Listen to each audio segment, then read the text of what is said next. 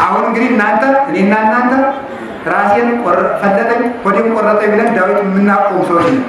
ሰማዕታት ግን ክርስትና የኖሩት በሳት መካከል ሌሎቹ የፖለቲካ ጎርፍ አለ፣ የፍልስፍና ጎርፍ አለ፣ የእምነት የለሽነት ጎርፍ አለ፣ የጦርነት ጎርፍ አለ፣ የዘረኝነት ጎርፍ አለ፣ የክፋት ጎርፍ፣ የዝሙት ጎርፍ። ዝሙት እንደ ስልጣኔ እየተቆጠረ ነው። ከዚህ መሀል ልጅን የእግዚአብሔር አድርጎ ማሳደግ ቀላል አይደለም። አሁን እናንተን አይቶ ሰው ክርስቶስን ያውቀዋል። እኔን አይቶ እኛ ስንበላውን ሰው ክርስቶስ እንደሚያየው ዲያብሎስ ነው። እኛ ስንሳደባውን በእኛ የሚታየው ማለት ዲያብሎስ እኮ ነው የሚታየው። እግዚአብሔር ቤተሰቦች እንዳምላክ በሚሆን በአብ በወልድ በመንፈስ ቅዱስ ስም እንደምናደራችሁ እንደምንሰነበታችሁ እንደምንቆያችሁ ኃጢአታችን ይቅር ብሎ በሀብ ተስቦ በረድኤት አቅርቦ በቅዱስ ቦታው የሰበሰበን አምላካችን እግዚአብሔር ስሙ ይክበር ይመስገን። እንኳን እንደ እናታችን ለቅድስት አርሴማ ለሰማዕቷ በዓል በሰላም አደረሳችሁ። በመካከላችን ተገኝቶ እንዲያስተምረን እንዲመክረን ቅዱስ ፈቃዱን ይሁንልን። ወደ ምስረ መጽሐፍነ አንተም ወልቂት የእኛ መጽሐፍ እናንተ ናችሁ በሚል ርዕስ እንማማራለን። እስኪ ወደ የእኛ መጽሐፍ ነው እናንተ ናችሁ። ለሁለተኛ ጊዜ ነው የእኛ መጽሐፍ እናንተ ናችሁ። ሶስተኛ የእኛ መጽሐፍ እናንተ ናችሁ። ሁለተኛ ቆሮንቶስ ምዕራፍ 3 ቁጥር 3 ላይ ነዋያዊ ሐዋርያው ቅዱስ ጳውሎስ ለቆሮንቶስ ሰዎች የላከላቸው መልእክት ላይ የምናገኘው ኃይለ ቃል ነው። ቅዱስ ጳውሎስ የቆሮንቶስን ሰዎች ቆሮንቶስ እንደምታውቋት የንግድ ከተማ፣ የፍልስፍና መንደር፣ የትኛውንም ወደብ የምታገናኝ የተማረው ያልተማረው ያመነውም ያላመነውም ተደበላልቆ የሚኖርባት ከሃይማኖት ይልቅ ፍልስፍና የገነነባት ከተማ ናት። ወደዚያች ከተማ እግዚአብሔር ለየትኛው በሽታ የትኛውን ሐኪም ልከው እሱ ያውቃልና ጥበባቸውን የሚያውቅ ብልሁን ምርጥ ዕቃውን ቅዱስ ጳውሎስ ለቆሮንቶስ ሰዎች ላከላቸው። በዚያ እነሱም ምሳሌያቸው፣ መራቀቃቸው፣ መፈላሰፋቸው እንደማያድናቸው ይልቁንም ለዓለም ድነት የተሰቀለውን መድኃኒታችን ኢየሱስ ክርስቶስን አምነው ቢቀበሉ እንደሚድኑ ቅዱስ ጳውሎስ በመጀመሪያው መልእክቱ ጽፎ አሳምኗቸዋል፣ አጥምቋቸዋል። ከጣዖት ወደ ሃይማኖት፣ ከገደል ኃጢአት ወደ ጽድቅ መልሷቸዋል። እሱ አስተምሯቸው ከሄደ በኋላ ቢጽ ሐሳውያን ወይም ደግሞ ሐሰተኞች ወንድሞች የሚባሉ አይሁድ እየሄዱ ያሳስቷቸው ነበረ። የእናንተ መምህር ጳውሎስ እውነተኛ መምህር ከሆነ እንደኛ መምህራን ስለ ራሱ ዘርዝሮ አይጽፍም? የእኛ መምህራን እኮ ጸሐፍት ፈሪሳውያን ከየት እንደተማሩ ከየት እንዳደጉ ምን እንደሚያውቁ ምን ትምህርት እንደቀጠሉ ዘርዝረው ይናገራሉ። የእናንተ መምህር ግን ስለ ራሱ ሲናገር አንሰማውም። ስለዚህ የውሸት መምህር ነው ብለው ገብተው ያወናብዷቸው ጀመረ። ስለ ራሳቸው ስለምንድን ነው የማይናገሩ? ዛሬ እንደምታዩ ብዙ መናፍቃን ስለ ድንግል ማርያም ሲነገር አይናቸው እየቀላ ስለ ራሳቸው የታክሲ ሰልፍ ግን ሲያወሩ አይቆጫቸው። ስለ ራሳቸው ይዘርዝረ በዚህ ዘመን ምሳ በልቼ፣ በዚህ ሰዓት በልቼ፣ በዚህ ጠጥቼ እንዲስል እንዲገጥሞኝ እንደዚህ ብዬ እያሉ ይዘረዝራሉ። እንዲህ የሚያደርጉ ተረፈ ፈሪሳውያን የፈሪሳውያን ተረፍ ናቸው። ሰው ተመልከቱ፣ ለላከው እያደላ የሚኖር ቅዱስ ጳውሎስ ለፊልጵስዩስ ሰዎች በላከላቸው መልእክቱ ወንድሞቻችን ሆይ ማንም ሰው ከእናንተ መካከል ሌላው ሰው ከሱ እንዲበልጥ ይሄን ይወቅ። ማንም ሰው እገሌ ይበልጠኛል እያለ ይኑር ብሎ ተናግሯል። ትዕቢተኞች ሰዎች ደግሞ ራሳቸውን ከቅዱሳን ጋር አስተካክለው ይታበያሉ። ስለ ራሳችሁ ለምን አትናገሩ ብለው ይህንን ክርክር ገጠማቸው። ይህንን ለቅዱስ ጳውሎስ ላኩበት። ከዛ ቅዱስ ጳውሎስ እና ለመሰላቸው አሃዊነ ንሕዝኑ ይላል። ተመልከቱ። ካይበ ይእዜ ንንግርክሙ ወንወድስ ርእሰነ ይላል። ቁጥር 1 ላይ ሲጀምር ወንድሞቻችን እኛ ራሳችንን እያመሰገንን እኛ ሊቆች ነን፣ እኛ የተማርን ነን እያልን ስለ ራሳችን እንድንነግራችሁ ትፈልጋላችሁን? ወሆኑ ዘንፈቅድ ከመልእክቱ ካልአን እንደ ሌሎቹ እንደ ፈሪሳውያን እኛ የክርስቶስ ደቀ መዛሙርት ራሳችንን እያመሰገንን እንሰብካለን ይላል። አሁን ዛሬ በየቦታው ራሳቸውን እያመሰገኑ የሚሰብኩ ሰዎች ሞልተዋል። ተው የነገር ስህተት ነው ብለን ለህዝቡ ስናገር ቀንታችሁ ነው ይላል። በጣም ነው የሚደንቀው። ክርስቶስ ነው በዚህ መድረክ የሚመሰገንበት። የጉባኤው አምላክ ኢየሱስ ክርስቶስ ነው የሞተልን። እሱን የመሰሉ ሰማዕታት ደግሞ ከእሱ ጋር ይመሰግናሉ በእሱ መንግስት። እሱ ባከበራቸው መጠን እሱን ጉንድ እነሱን አይዞህ አድርገን ሰው ሁል ጊዜ ስለራሱ የእግዚአብሔር መንግስት ለመስበክ እንኳን ንጹሐነ መዋዕል የሆን ሰዎች ለራሳችን አውግተን ምኑን ወንጌል ይሰበከዋል። ስለዚህ ቅዱስ ጳውሎስ ስለ ራሳችን እንደ ፈሪሳውያን እንድንጽፍላችሁ ትፈልጋላችሁን ይላል ቅዱስ ጳውሎስ። ራሳችንንስ እናመስግንን? እያመሰግን ራሳችን እንናገር እንጻፍ ይላል። ተመልከቱ። እስከ ንጽፍ ሀቤክሙ መጽሐፈ በእንቲአነ ስለ ራሳችንም መጽሐፍ ጽፈን እኛ እንዲህ ያለ ነው፣ ዘራችን እንዲህ ያለ ነው፣ ትውልዳችን ከዚህ ወገን ነው፣ የተማርነው ይህን ያህል ነው፣ ከነገሌ መጽሐፍ ተምረናል፣ ከነገሌ ተምረናል እያል ስለ ራሳችን ዘርዝረን እንድንጽፍላችሁ ትፈልጋችኋል? ተመልከቱ። ከዚያ በኋላ ምን አለ ደግሞ? ወከመ ትጻፉ አንትሙ በእንቲአነ ወይም ደግሞ እናንተ ስለኛ እንድትናገሩ ይገባልን? እናንተ ስለኛ መጽሐፍ ትጽፋላችሁን? ካለ በኋላ መጨረሻ ላይ ምን አለ? ወለነሰ መጽሐፍን አንትሙ የእኛ መጽሐፍ እናንተ ናችሁ። እስኪ በሉ የእኛ መጽሐፍ በሉ እነማን ናችሁ? አለ እናንተ ናችሁ። እኛ ስለ ራሳችን መጽሐፍ አንጽፍም። እኔ እዚህ ቦታ ድጓ የተማርኩት፣ እዚህ ቦታ አቋቋም የተማርኩት፣ እዚህ ቦታ ቅኔ የተማርኩት፣ እዚህ ቦታ ቅዳሴ የተማርኩት፣ እዚህ ቦታ መጽሐፍ የተማርኩት፣ ስጸልይ የማድረው፣ ስጾም የማድረው፣ ስሰግድ የማድረው፣ ጾሜ እኛ ሊሆንኩኝ ባይታዊው መናዩ ጀግናው እኔ ነኝ ብለን አንናገርም። የእኛ መጽሐፍ እናንተ ናችሁ አለ። ስለኛ እናንተ ትመሰክራላችሁ። እናንተሳ የእኛን ስም እያነሳችሁ በየአደባባዩ ተናገሩ ወይም ስለኛ ጻፉልን ማለት አይደለም። እንግዲህ ምንድን ነው አለ? ሕይወታችሁ የእኛ መጽሐፍ ነው። ለእኛ የምትነበቡ መጻሕፍት እናንተ ናችሁ። ወጽሕፍት ውስተ ልብነ እናንተ በልባችን ታትማችኋል። የእኛ የሕይወታችን ምስክር እናንተ ናችሁ። መጽሐፍማ ይቀደዳል። መጽሐፍማ በውሃ ይበሰብሳል፣ ይደመሰሳል፣ ከሳት ቢጥሉት ይቃጠላል። ለእኛ የማትቃጠሉ መጻሕፍት፣ የማትፈርሱ መጻሕፍት፣ የማትለወጡ መጻሕፍት፣ ቀለማችሁ የማይደበዝዝ መጻሕፍት፣ የማታረጁ መጻሕፍት፣ እሳት የማያቃጥላችሁ፣ ሌባ የማይዘርፋችሁ ሕያዋን መጻሕፍት ለእኛ እናንተ ናችሁ። ከዛ ተመልከቱ። ወትትዐወቅ ወያነብባ ሁሉ ሰብእ ይችን የእኛም መጽሐፍ አለ እናንተን ማለት ነው። እናንተን ሁሉ ያውቃችኋል፣ ሁሉ ያነባችኋል። ልብ ብላችሁ ስሙ። ማምላክን መጽሐፍን የሚያነበው የተማረ ሰው ብቻ ነው። ጥሩ ስራ የሚሰራን ሰው ሁሉ ግን ያልተማረ ጭምር ያነበዋል። ስለዚህ አለተም ወትትዐወቅ ለኩሉ። ለምሳሌ ተመልከቱ። ሃይማኖተ አበው የሚባል መጽሐፍ አለ። እስኪ ሃይማኖተ አበው መጽሐፍ አንብቦ የሚያውቅ እጃችሁ ነው። እሺም አታውቁ፣ አንብባችሁ አታውቁ። ሃይማኖተ አበው የሚባል መጽሐፍ አንብባችሁ አታውቁ። ያው ተመልከቱ እጃችሁ። እሺ ቅድስት አርሴማን የምታውቋል? አዎ እጃችሁ። ቅድስት አርሴማን የምታውቋል? አያችሁ፣ መጽሐፍን የተማረ ብቻ ነው የሚያውቀው። መጽሐፍን የተማረ ብቻ ነው።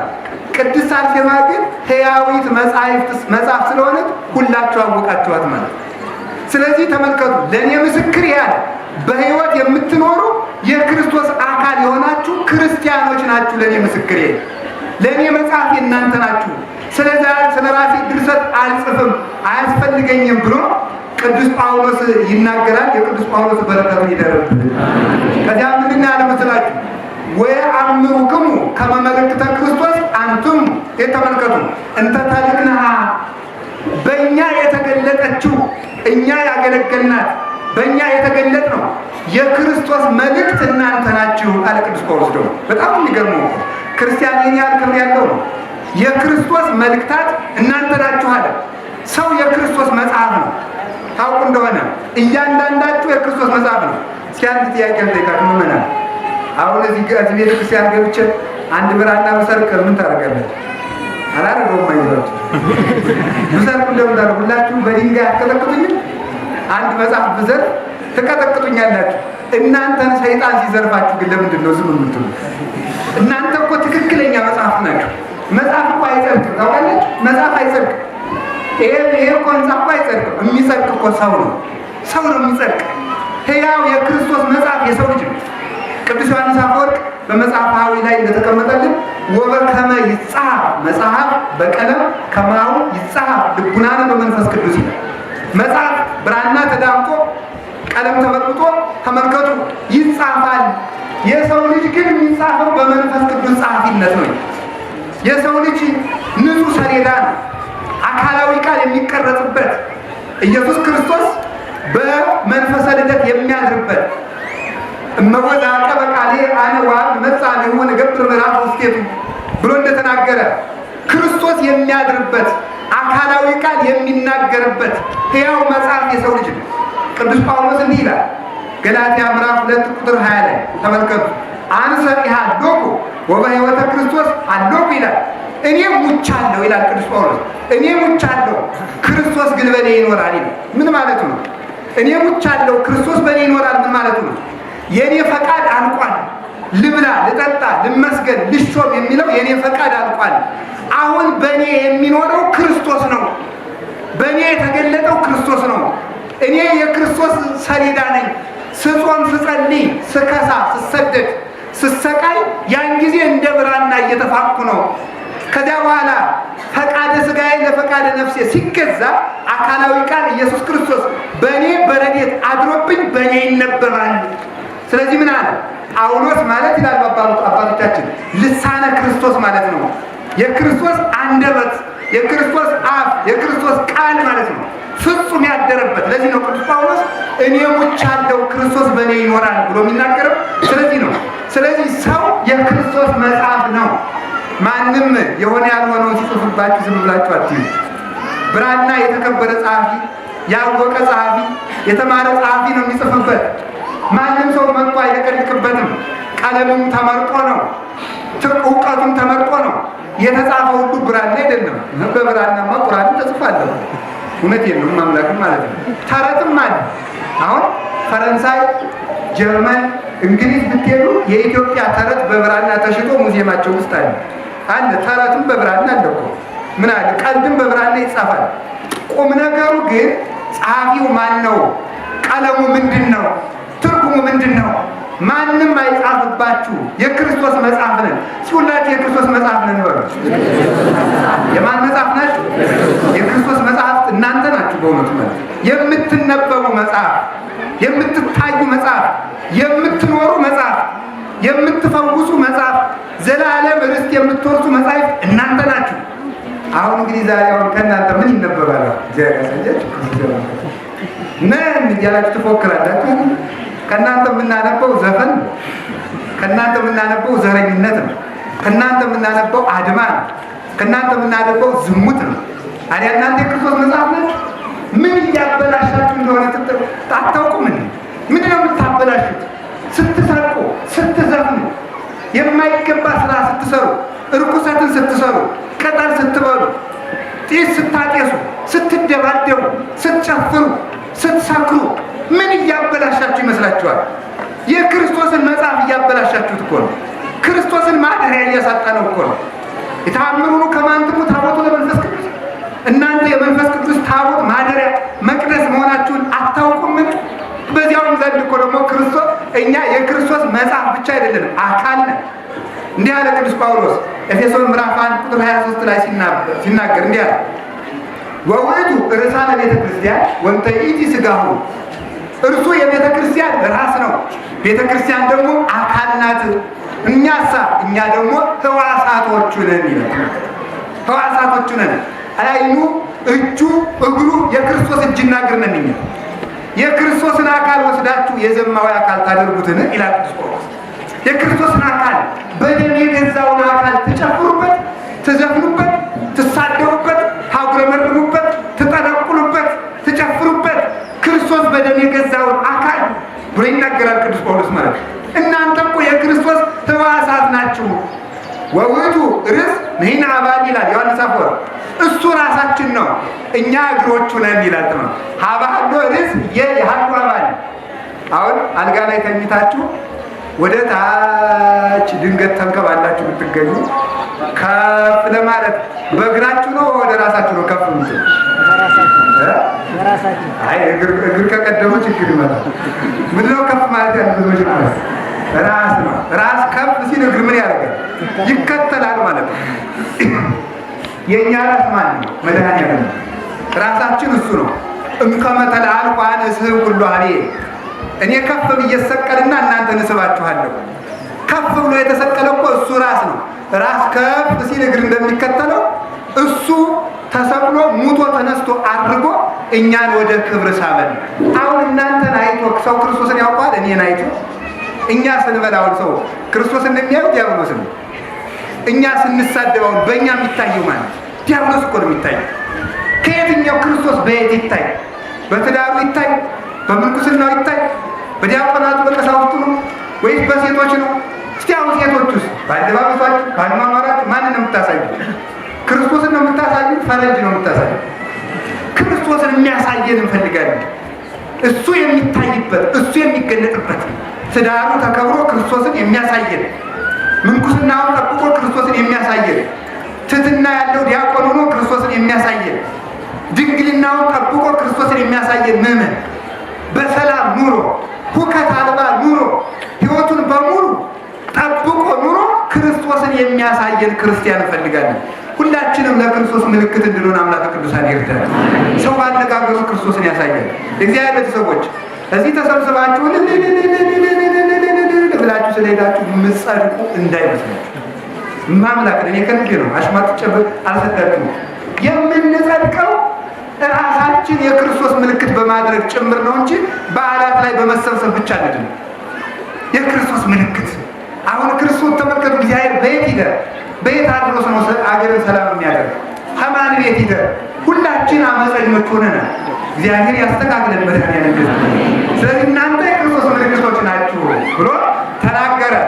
አኮ ተመልከቱ በማየ እመት እናንተ እኮ አለ የተጻፋችሁት እኮ በጥቁር ቀለም በቀይ ቀለም አይደለም። በዚህ አይደለም የተጻፋችሁት፣ በሱ ሳይሆን ዘይንበለ በመንፈስ ቅዱስ ሕያው። እናንተ የተጻፋችሁት በሕያው በእግዚአብሔር መንፈስ ነው። በ40 ቀናችሁ በ80 ቀናችሁ የእግዚአብሔር መጽሐፍ ናችኋል። የእግዚአብሔር የታተማችሁ መጽሐፍቱ ናችኋል ብሎ ያተበረው አኮ በጽሌም እናንተ የተጻፋችሁት እኮ በድንጋይ ተቀርጾ አይደላችሁም። እናንተ የተቀረጻችሁት በልብ ነው። ይህን ያ አንዳንዱ አዋቂ በአዲስ ኪዳን ታቦት አያስፈልግም ብሏል። እናንተ መጽሐፍ ናችሁ ብሏል። ይሄ የተናገረ ይወላችሁ ሰው የክርስቶስ ፍጹም ማደሪያ መሆኑን ለማመልከት ነው እንጂ ታቦት አያስፈልግም ለማለት አይደለም። ቃሉን በልቡናችን ስለቀረጸው ታቦት አያስፈልግም ይላል። እንዲያ ከሆነ ታዲያ ታቦት በጣም ጥሩ። ይሄ እንኳን ተተኮሰ። አሁን እኔ ልነግራችሁ እኔ ስለ ያው እግዚአብሔር ይሄ ነገር ቢቀር ጥሩ ነው፣ ግን ይቅር በሉ። ከብፁዕ አባታችን ፊት እንደዚህ ያለ ግዝት የሚመስል ቃል መናገር ብፁዕ አባታችን። ምክንያቱም ተመልከቱ እንደዚህ ያለ ነገር አሁን ምን ያደርግ በቀደም ራሱ መስቀል አደባባይ እየፈነዳ ስንት ሰው ሲያስደነግጥ አይቼዋለሁ። ስለዚህ አይረባም። ይሄ ሰንደቅ ዓላማው ጥሩ ነው።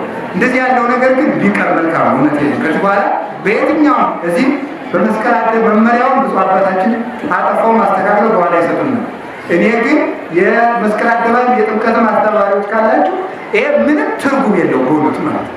ከዚያ ላይ ደግሞ እየፈነዳ ሰው ማስደንገጥ እውነቴን ነው። በእርግጥ እንቅልፍ ለመጣ ሰው ያነቃልናል። ስለዚህ ይሄ ነገር ይቅር ነው። ቢቀር አይሻልም? የእኛም አይደለም ምን ያደርግልናል? የሆኑት ከቃሉ ጋር ናችሁ። እግዚአብሔር ከሁላችን ጋር ይሁን። ስለዚህ እናንተ ታቦት፣ ስለዚህ እናንተ መጽሐፍ አያስፈልግም ታቦት አያስፈልግም አይደለም። ቃሉን በልባችን ስለጻፈው ታቦት አያስፈልግም ካል ቃሉ በልባችን ስለተጻፈ መጽሐፍ ቅዱስም አያስፈልግም ባል ነበር። ግን አይደለም። ይሄ የተናገረው በሐዲስ ኪዳን ፍጹም የክርስቶስ ማደሪያዎች ሆናችኋል። በመንፈስ ረድኤት አይደለም። እግዚአብሔርን ጥርቁን አትፈልጉት፣ ከውስጣችሁ ፈልጉት። አሁን ዛሬ ከቅድስት አርሴማ ደብር ስለሆነ እዚህ ላይ አንድ ነገር ማስተላለፍ ስለፈለኩ ነው። መጀመሪያ ሰው ቅድስት አርሴማ ደብር ይመጣና ሱባኤ ይገባና በመጀመሪያው ቀን አርሴማ ልትገለጥለት ይፈልጋል። በሁለተኛው ቀን ኋላ ቀይ ሰው ባየ ቁጥር አርሴማ ትገለጣለች። ይህ ነው በእውነቱ ነው። እንዲህ ያለ ትዕቢት እኔ እንኳን ቅድስት አርሴማን አንድ መርጌታ በህን ይቻላል ያለ ትዕቢት በእውነቱ ምን ያደርጋል? በእውነቱ ነው። በዚያው ላይ ምንም ነገር በዚያው ላይ እኛ ክርስቶስ በልባችን አድሮብን እያለ በህልም ታይ ማለት ነው። ክርስቶስን በዳሪ እንዲህ ማለት ከውስጣችን እኮ አለ። ስጋውን ስትበሉት ደግሞ እስቲ ክርስቶስን አይቶት ነው የሰው ክብር ክርስቶስን አይታችሁታል? ስጋው የማን ነው? ደሙ የማን ነው? እና ስታስቀድሱ ማን ነው የምታየው? ክርስቶስን አይታችሁታል? በእኔ ቀይ ሰው አየሁ እያልኩ ደስ የምትለው ክርስቶስን እያየሁ አይደለም፣ መድኃኒዓለም እያየሁ እኮ ነው። ስለዚህ እመቤታችን ቅዱሳት ያዛኝን ከልቤ ነው። እኔ እመቤታችን እንድትገለጥልኝ አልፈልግም። ለምን አይሆንልኝም? ማስዋት ነው። እንዴት አድርጌ እስኪ ወደ ምስራቅ ይዋል ወደ ምስራቅ ስታዩ እስቲ ፀሐይቱ ይኖራል። አይናችሁ እንዳያሙ ፀሐይቱን ትክ ብዬ ማየት ካልቻል፣ ምስራቂቱን ትክ ብዬ ማየት ካልቻል፣ ፀሐይ ጽድቅ ኢየሱስ ክርስቶስ የወጣባትን ድንግል ማለት እንዴት አድርጌ ነው የማያት? ስለዚህ ተመልከቱ፣ እኛ በመንፈስ አኮ ከመይት ራእይ አላ ከመይት አለ። ተመልከቱ ይንዘሰክ ዙታ ሆነ ምስጢር ለምን አለ ምክንያት ለምእመናን ምስጢር ተገለጠ። ግን በአይነ ሥጋ ሊታይ አይደለም፣ በአይነ ልብ ሊታይ ነው። በእምነት አይን ነው የሚታየው። ምክንያቱም ሰይጣን እየተገለጠ ስለሚያሳስተን ነው። ማርያም ላይ ብሎ ሊገለጥልኝ ይችላል። ቅድስት አርሴማ ላይ ብሎ ሊገለጥ ይችላል። እስመ ለሊሁ ሰይጣን ይትመሰል በመልአከ ብርሃን። ሰይጣን ራሱ ሚካኤል ገብርኤል ነኝ ይላል ያረቁ መጽሐፍ ቅዱስ ጳውሎስ እኮ ነው። ሰይጣን ራሱ መልአክ ነኝ ብሎ ይገለጣል። በዚህ ትደነቃላችሁ ክርስቶስ ነኝም ይላል። ክርስቶስ ነኝ ብሎ ይገለጣል። ግን ሐሳቡ ነው። ስለዚህ ህልም ተከታዮች አትሁኑ። ህልም ተከታዮች እንዲያውም አባቶቻችን ይናገራሉ። ይሄ አሁን ምን ያደርጋል? ሰው ውሃ ገብቶ ሲያድበሩ ከተማ ልገባ ነው ይላል። ቤት ሲቃጠል ሲያየው ምን ሊያደርግ ነው? ሊሞት ነው ይላል። ቀይ ቀይ አበባ ሲያይ ላገባ ነው ይላል። ይሄ ተወራ አይደለም። እውነት ነው የምነግራችሁ። አድዋ መሬት ሲቆፍር በአድዋማ ሲያደርግ ሊሞት ነው ወጣ ነው። ይሄ ይኸውላችሁ በስቷል። እሳት በልማችሁ ካያችሁ እሳታችሁ በስቷል ማለት ነው። መሬት ካያችሁ መሬት ባህሪያችሁ ሰልጥኗል ማለት ነው። ውሃ ካያችሁ ውሃ ባህሪያችሁ ውሃ ብታችሁ ጠጥታችኋል። ይላጥሩ መሮጥ አቅቷችሁ እዚያው እየረገጣችሁ በልማችሁ ካዳራችሁ ነፋስ በስቷል። ሌላ ምንም ትርጉም የለውም። በቀር ቀይ ባያችሁ መሬታችሁ ጥቁር ባያችሁ ቁጥር ሰይጣን ብትሉ የማይሆን ነገር ነው ማለት ነው። ስለዚህ አይነት ሰዎች እግዚአብሔርን በአፋ እንደ ሐሳውያን በራእይ በአፋ በህልም ወይም ደግሞ እንደ ሐሳውያን ብቻ ሳይሆን እንደ ዘመነ ነቢያት በምሳሌ በትንቢት በራእይ ሳይሆን ክርስቶስን የምናየው ምንድን ነው አለ? ተዋህዶን ይኖራል። ክርስቶስ ከኛ ጋር ነው። እግዚአብሔር ከኛ ጋር አትሁኑ አኀዊነ። ተመልከቱ ኢንፈቅድ ትኩኑ አብዳነ በእንተ መንፈስ ቅዱስ አንደኛ ቆሮንቶስ ምዕራፍ 12 ላይ ምዕመናን ወንድሞቻችን እህቶቻችን አለ ቅዱስ ጳውሎስ ስለ መንፈስ ቅዱስ ሞኞች አትሁኑ ማለት መንፈስ ቅዱስ በእናንተ አድሮ እያለ ታምር ካላደረገልኝ ብላችሁ ተለይቶኛል አትበሏት። ራእይ ስላላያችሁ ህልም ስላላያችሁ ከቅድስት አርሴማ ከደብሯ መጥታችሁ ሱባኤ ገቡ። ትክክል ነው። ሱባኤ ገብታችሁ ግን ህልም ስላልተገለጠላችሁ ኢንፈቅድ ትኩኑ አብዳነ መንፈስ ቅዱስ ተለይቶኛል አትበሉ። መንፈስ ቅዱስ በራእይ ብቻ አይደለም የሚገለጠው። ሳታውቁት ጥያቄያችሁን መልሶላችሁ ይገኛል። እናንተ ጾሙን ጹሙት፣ እናንተ ጸሎቱን ጸልዩ፣ እናንተ ስግደቱን ስገዱ፣ ሥርዓተ ቤተክርስቲያንን ጠብቁ፣ ክርስቶስን በፍጹም ልባችሁ አምልኩ። እንዲያ ከሆነ ክርስቶስ ጥያቄያችሁን ይመልስላችኋል። እናንተ ራሳችሁ መጽሐፍ ናችሁ። ክርስቶስ በእኔ አለ። ዘመና ሥጋዬ ወሰቴ ደሜ አነ ሄዱ ምስሌ ወቱን ይሄዱ ምስሌ። ሥጋዬን የበላ ደሜን የጠጣ እኔ ከእርሱ ጋር እኖራለሁ ብለሃል። ባይገባኝም በምሕረትህ በይቅርታ ሥጋህን ደምን ተቀብያለሁ። ስጋዬን ደሜን ከተቀበለ ሰው ጋር እኔ ያለው ብርሃንና አትለይ፣ ከኔ ጋር እንዳለ አምናለሁ፣ ጥያቄን መልስልኝ፣ ያም ባይሆን ፈቃድ ይሁን ብለን ዝም ማለት ነው የሚሻለን። አምላከ ቅዱሳን የሁላችሁን ጥያቄ ይመልስላችሁ። ግን ምልክት ተከታይ ከመሆን እግዚአብሔር ይሰውረን። አይል ካልኳችሁ የእኛ መጽሐፍ እናንተ ናችሁ በርቱላችሁ። የእኛ መጽሐፍ የማን መልእክት ናችሁ አለ? የክርስቶስ መልእክት። ታሪኩን ስንጠቀልለው ጌታችን መድኃኒታችን ኢየሱስ ክርስቶስ በዚህ ዓለም 33 ዓመት ከ3 ወር ተገልጦ 3 ዓመት ከ3 ወር ወንጌልን አስተምሮ ወንጌል በምድር ሲረዳበት ለድኅነተ ዓለም በማእከለ ምድር በቀራንዮ ተሰቅሎ ዲያብሎስን ደምስሶ ስጋውን ቆርሶ ደሙን አፍስሶ ክሶ ገነትን ከፍቶ 5500 ዘመን ከነበርንበት ባርነት አውጥቶ ሙስና መቃብርን አጥፍቶ ተነስቶ ትንሣኤ መስርቶልን የእኛን እርገት በእርገቱ መስርቶልን አርጓል። ዳግመኛም ለፍርድ ይመጣል። እንዲህ የሆነው አምላካችን ጌታችን መድኃኒታችን ኢየሱስ ክርስቶስ በምን አወቅ ነው ስንል የክርስቶስ መታወቂያው ሐዋርያት ናቸው። ተመልከቱ። ተመሰሉ ኪያዬ ተመሰሉ በከማነት መሰሉ ለክርስቶስ። እኔ ክርስቶስን እንደምመስል እናንተ እኔን ምሰሉ። ተመልከቱ። ክርስቶስን ምሰሉ አለ። ክርስቶስን ለመምሰል ማንን መምሰል ነው? ክርስቶስን መምሰል ማለት እንደማን ነው ብለን ብንጠይቅ እንደ ጳውሎስ ብለን እሱን እንድንመስል እኔ ክርስቶስን እመስላለሁ። እኔ ክርስቶስ እንደመሰልኩ ደግሞ እናንተ እኔን ስትመስሉ ክርስቶስን ትመስላላችኋል። ያ ማለትን ማለት ነው የክርስቶስ መታወቂያው ሐዋርያት ናቸው ማለት ነው። ከዚያሳ ከሐዋርያት እነማን ተከተሉ? ሰማዕታት ተከተሉ። ሰማዕታት የክርስቶስ መታወቂያዎች ናቸው። የክርስቶስ መገለጫዎች ናቸው። የክርስቶስ መጋረጃዎች፣ የክርስቶስ መሸፈኛዎች አይደለም። ቤተ ክርስቲያን ክርስቶስን ጋርደዋለች እያሉ በየቦታው የሚለፈልፉ ሰዎች አሉ። ኦርቶዶክስ ተዋሕዶ ቤተክርስቲያን ክርስቶስን አትሰብክም የሚሉ አሁን በ6 ስናከብር ነገ በ30 የዮሐንስ መጥምቅን ወርሃዊ መታሰቢያ ስናከብር ማንን እያከበር ይመስላችኋል? መድኃኒዓለምን እኮ ነው የምናከብር። ሰማዕታት የክርስቶስ መገለጫዎች ናቸው። ቅድስት አርሴማ አንዷ ምንድን ናት? የክርስቶስ መጽሐፍ ናት። ክርስቶስ የተገለጠባት የእኛ መጽሐፍ እናንተ ናችሁ አለ። ክርስቶስ በጳውሎስ መጽሐፍነት ተገለጠ። ቅዱስ ጳውሎስ ደግሞ በነ ቅድስት አርሴማ መጽሐፍነት ተገለጠ ማለት ነው። ስለዚህ ክርስቶስ በሰማዕታት መጽሐፍነት ተገለጠ። በዘመነ ሰማዕታት እንግዲህ ቅድስት አርሴማ እንደምታውቋት ሀገሯ አርማንያ ነው።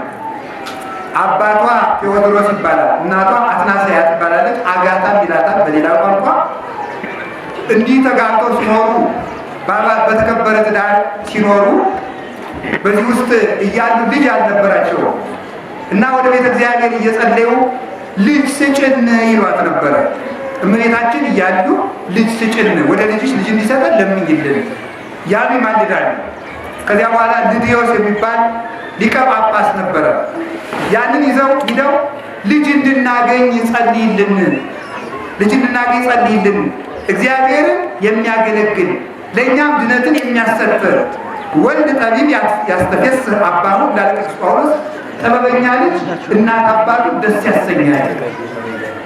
ወልድሰ አብ ያሳዝናል እሙ፣ ጠማማ ልጅ ግን ሰነፍ ልጅ ግን እናቱን ሲያሳዝን ይኖራል። እናቱን ሲያሳዝን ይኖራል። በእግዚአብሔር በእኛም የሚያስፈርድ አምላኩን የሚክድ ልጅ ከሆነ ግን ማህፀናችን ይዘጋል። አይስጠን ብለው ጸለዩ። ልጅ ያጣችሁ ሰዎች ካላችሁ ስትለምኑ አብራችሁ ልጅ ስጠኝ ብቻ ተብሎ አይጸለይም። በልቶ የማይጠግብ ተነግሮ የማይሰማ እግዚአብሔርን የሚክድ በእናንተ የሚያስፈርድ ልብ የሌለው ብቻ ልጅ ሊሰጣችሁ ይችላል። እግዚአብሔር እንደዚህ አድርጎ አይሰጥም። ሰይጣን ግን እንዲያደርጋል እንጂ። ስለዚህ ምንድን የሚባለው የማይረባ ልጅ ከሆነ ማህፀኔን ዝጋው ነው የሚባለው። የሚረባ ልጅ ከሆነ ግን ስጠኝ፣ አንተ ጋር በቀኝ የሚያቆም ልጅ ስጠኝ። አያችሁ፣ ልጅ ያጸድቃል። ልጅ ውለዱ። ያገባችሁ ሰዎች ልጅ ውለዱ። ማምለክ ደግሞ አግብታችሁ ሲያበራ ሳትወልዱ ቁጭ አትበሉ። ልጅ ማሳደግ ራሱን የቻለ ቅድስና አገልግሎት ነው። ልክ እንደ ክህነት፣ ልክ እንደ ምንኩስና፣ እንደ ዲቁና ልጅ ማሳደግም አንድ የቤተ ክርስቲያን አገልግሎት ነው። እግዚአብሔርን የማምለክ አንዱ ክፍል ነው።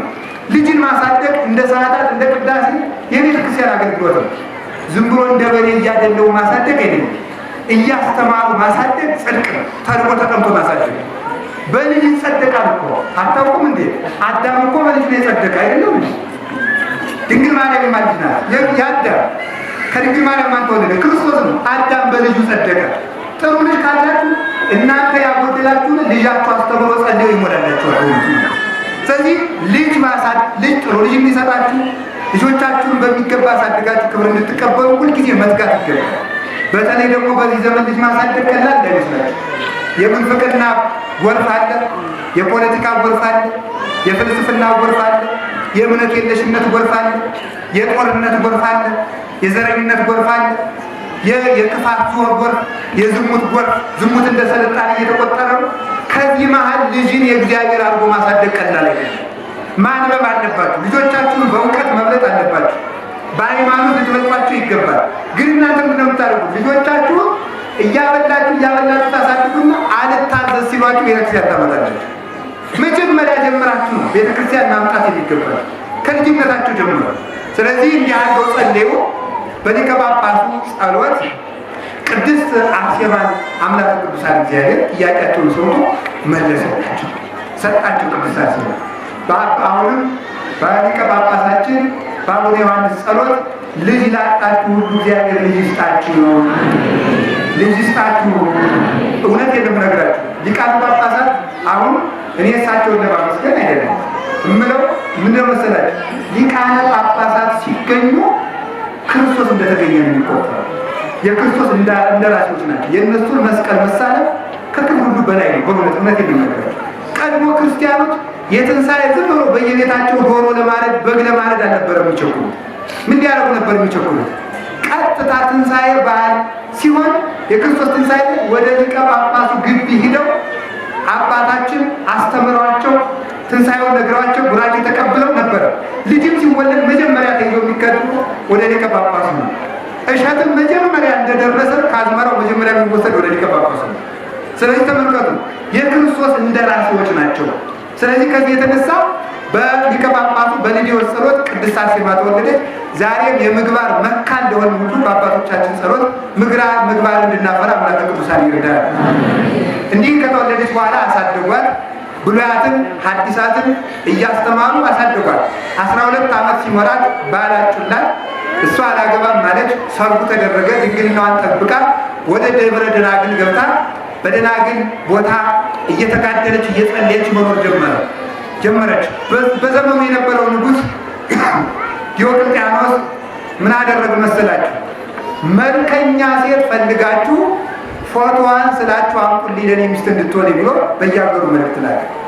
መልእክት ሲላክ ሲፈለግ የቅድስት አርሴማ መልኳ እጅግ ያማረ ነበረ። በእውነቱ እንዲያውም መጽሐፍ ሲገልጣት ዓይኗ እንደ ኮከብ የሚያበራ ከንፈሮቿ እንደ ሮማን ፍሬ ያማሩ ነበሩ።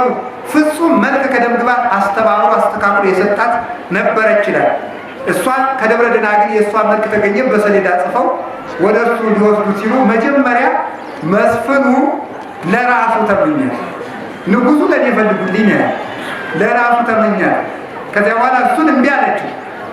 እምቢ ስትለው እስቲ እንደው ሽትል እንደሆነ አለና ከቤት ውስጥ ከሰማዕታቱ ጋር ክርስቶስን አንክድም ካሉት ጋር ዝጓትና ከእሷ አጠገብ የጣፈጠ ምግብ ብሉ እና እየተገላገላችሁ ስትበሉ እሷም ስስት ያድርባታል። በጣዕመ ዓለም ትሳብልኝ እንደሆነ እኔም እንዲህ እያደረኩ እየበላሁ እንደኖር ይህን መስፍን ላግባ እንድትል እንደዚህ አድርጓለች። ዓለም ከክብራችን የምታሳንሰን አንዱ በመብልና በምቾት ነው። ማሩን እያቀረቡ መብሉን እያጣፈጡ እየተሳሳቡ እናንተ ሀፍረት የጎደላችሁ ሴቶች ካጠገቤ አትርቁም ማለቻቸው። የዚህ ዓለም መብል ተላ ደስታ ሁሉ ኃላፊ ነው። እኔ የኢየሱስ ክርስቶስ ሙሽራ ነኝ። ይህ ሃይማኖቱን ለጎደለ ሰው እኔ አልሆንም ማለቻቸው። ብትደረግ ብትሰራ በኋላ አስሮ ከሰማዕታቱ ጋር ይዘዋት ሄዱ። እናቷም ሰማዕት ልትወልድ ልጅሽ ሂዳለች ብለው ሲነግሯት እያለቀሰች ተከተለቻት። ልጄ ሌላ ልጅ እኮ እግዚአብሔር አልሰጠንም። የዓይን ማረፊያ አንቺን ሊሰጠን ደግሞ ጥለሽነት ሄድ እባክሽን ስለ እግዚአብሔር ብለሽ እኔን እናትሽን ስሚኝ አለች። አይ መጽሐፍ ይሰልናሉ ለእግዚአብሔር የምናድለው ለሰው ከማድላት ለእግዚአብሔር ብናደላ ይሻለናል ይላል። ስለዚህ እናቴ ወይ ለእኔ ሲል እናቱን አባቱን ወንድሙን እህቱን እርሻውን ያልተው የኔ ሊሆን አይገባውም ብሏልና ተይኝ የክርስቶስ ሙሽራ ሁኜ ሊኖር አለቻት። ይልቁንም እኔ ለክርስቶስ ፍቅር እሳሳለሁና አንድ ሰዓት ከአንቺ ጋር ቆሜ ላወራሁበት እንኳን እግዚአብሔር ይቅር ይበለኝ። እናቷን መናቋ አይደለም፣ ለክርስቶስ ከመሳሳቷ ፍቅር ከመሳሳቷ የተነሳ ነው። አባ ባውሊን የሚባል መነኩሴ ገዳም ሲኖር እናቱ ገዳም መጣ። እባክህ ልይህ አለችው። ናፍቀኛለህ አለችው። አልወጣም። ኧረ እባክህ እንግዲያማ የጠባቸውን ጡቶችን እንቆርጣቸዋለን። እኔ እኮ እናትህ ነኝ አለችው። አይ እናቴ በምድር ከተገናኘን በሰማይ እንገናኛለን፣ በምድር ካላየሽን ግን በሰማይ ታይኛለሽ አለ። አይ በሰማይ የምንገናኝ ከሆነ ቶሎ በእንግዲህ ብላ ጥላው ሄደ ይችላል ወንድ ነው። ስለዚህ ይበልጥ እንዲገናኙ ነው ቅዱሳን ከእናት አባታቸው የሚለዩት፣ ይበልጥ እንዲገናኙ ክርስቶስን ተመልከቱ። ወዘሰ አውሰበ ይሄን በዛ ያሰምራል ምስሉ ስለሚል ከዚያ የተነሳ ይበልጥ ክርስቶስን በሚያመሰግኑበት ሜዳ ለመሰማራት ነው አንዱ አገልግሎት ስለሆነ ጌታችንም ይህ ለተቻለው ነው። ራሳቸውን ጃንደረባ አድርጎ መኖር ለተቻለው ብሎ በወንጌል የጠቀሰው ሕይወት ነው ምናኔ። ከዚህ በኋላ ሄደች። ከድርጣድስ ከሚባለው መስፍን ደረሰ። ንጉሥ ነው፣ እሱ የሀገር ንጉሥ ነው። ዋናው ንጉሥ ግን ዲዮቅልጥያኖስ ነው። ከሱ ሲደርሱ ተመልከቱ። አረ እንዴት ያለች ንግሥት አምጥተንልሃለች። እነዚህ 27ቱ ደግሞ ክርስቶስን አንክድም ያሉ ናቸዋል። እነሱን እስር ቤት አስገቡ። እሷን ቶሎ ይዛችሁ ነዋ። አያት አይ ይችንስ መልካም ሴት አምጥታችኋል፣ ይቺ ለእኔ የምትገባ ናት። በሉ ጥሩ ልብስ አልብሷት፣ ጥሩ ምግብ ስጧት። ከዚያ በኋላ አንቺ ለብቻሽ ተቀመጫል። አንተ ሰነፍ፣ ዓይንህ የታወረ ልብ እያለ የማታስብ ዓይን እያለ የማታይ ጆሮ እያለ የማትሰማ ከክርስቶስ ሙሽሮች ነጥለህ እኔን የማታስረኝ ለምንድን ነው? ይኸውላችሁ እኔ ቢሆን የሆን ምለው ይኸውላችሁ አላልኳችሁ? እኔ ቢሆን ምለው ምንድን ነበረ? አይ ለምን ታስረኛለህ ነበር።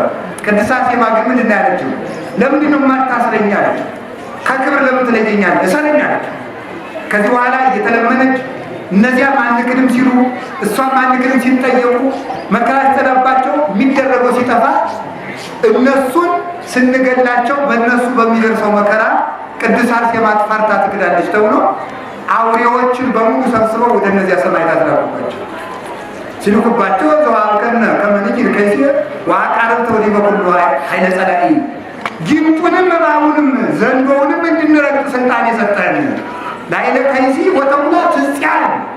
ተመልከቱ። ወተከይድ አንበሳ ወከይሲ ያለው የቅዱስ ዳዊትን መዝሙር በእግዚአብሔር የሚያምን ሰው ዘንዶውን ጊንጡን ይረግጣል እያሉ ክርስቶስን እባቡን ጊንጡን እንድትረግጡ ስልጣን ሰጥቻችኋለሁ ብሏል።